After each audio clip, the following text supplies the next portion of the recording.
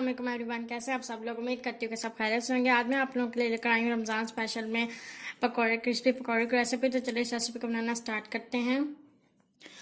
Recipe start करने से पहले अगर आपने मेरे चैनल को सब्सक्राइब नहीं किया तो प्लीज़ मेरे चैनल को सब्सक्राइब कीजिए, मेरी वीडियोस को लाइक कीजिए और साथ वाले बेल आइकन के बटन को प्रेस करना मत भूलिएगा, क्योंकि आने वाली मेरी हर रेसिपी सबसे पहले आप तक पहुँचेगी और ये बिल्कुल फ्री है। रेसिपी को बनाना स्टार्ट करते हैं। इसके लिए हमने एक अदद प्याज लिए जिन्हें हम छोटा छोटा काट लेंगे, और हसब ज़रूरत बेसन ले लें, आधा कप घी ले लें, और आलू लिया जिसे हम जब भी छोटा छोटा काट लेंगे। आप हसब ज़रूरत पानी ले लें, और मसालों में हमने 2 खाने का चम्मच लाल मिर्चों का पाउडर लिया है, 1 खाने का चम्मच कुटी हुई लाल मिर्च ली है, आधी खाने का चम्मच जो है हमने जीरा लिया है, और 1 खाने का चम्मच सूखा धनिया पाउडर लिया है, और 1 खाने का चम्मच नमक लिया है, 2-3 हरी मिर्ची ले लो, थोड़ा सा धनिया ले लें। तो चलिए इस रेसिपी को बनाना स्टार्ट करते हैं। अब हम इन सब चीज़ों को एक बर्तन में डाल के मिक्स कर लेंगे। देखिए हमने सारी चीज़ों को डालकर जो है मिक्स कर लिया। अब हम इसके पकौड़े बना लेंगे। अब हम एक बर्तन लेंगे, उसमें घी डालेंगे और घी को अच्छे तरीके से गर्म होने दें।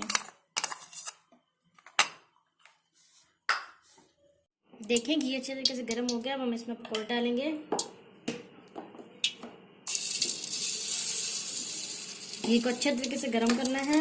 जब घी गर्म हो जाए उसके बाद आपने फ्लेम लो मीडियम कर देना है। लो मीडियम फ्लेम पर हम पकौड़ों को फ्राई करेंगे।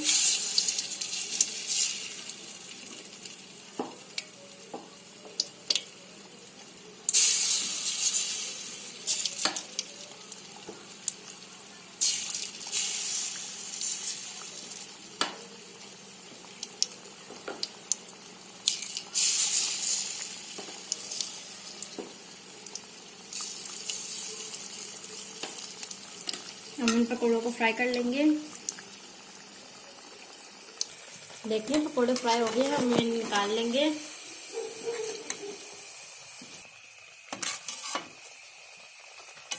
इसी तरह हम सारे पकौड़ों को फ्राई कर लेंगे, फिर मैं आपको मिलती हूँ।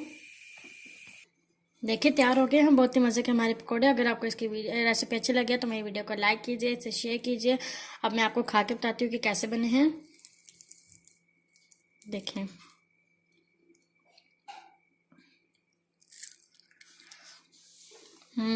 बहुत मज़े के बने हैं। अगर आपको इसकी रेसिपी अच्छी लगी है तो मेरी वीडियो को लाइक कीजिए, इसे शेयर कीजिए और मेरे चैनल को सब्सक्राइब कीजिए, और मुझे कमेंट सेक्शन में ज़रूर बताएं कि आपको इसकी रेसिपी कैसी लगी। मुझे अपनी दुआ में ज़रूर याद रख लीजिएगा। Thanks for watching. अल्लाह हाफिज़।